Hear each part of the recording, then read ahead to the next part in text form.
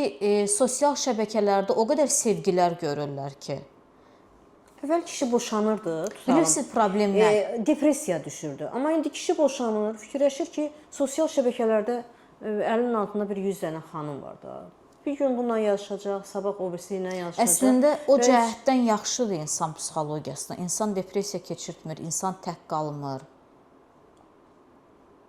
Siz məndən razı deyilsiniz. Axı niyə boşansın ki, niyə də elə bəlkə də Bəlkə boşanmasını xarakter. Yox, mən sizə bir şey deyim. Bəzən elə olur ki, məsəl üçün İnsan insanla bir dam altında yaşaya bilmir.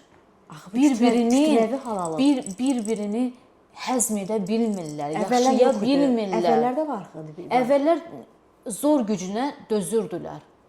Bəyəm əvvəlki qadınları dindirsən, hələ hamı xoşbəxt idi? Yox.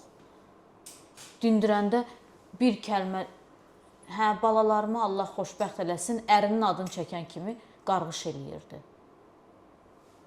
Çünki əzab görüb, yumruq görüb, xoşbəxtlik görməyib. Yəni deyirsən, ata evinə gedəndə ata qovub ki, nəyə gəlmisən? Ər evinə gələndə də ər atasızlığından istifadə eləyib, arxasızlığından istifadə eləyib, bir dənə yumruq vuracaqdırsa, ikinci yumruğu vurub.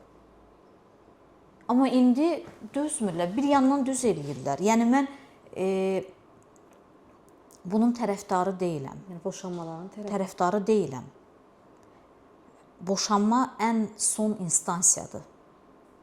İnsan yetərincə dözməlidir. Amma bəzən elə olur ki, artıq dözə bilmir də.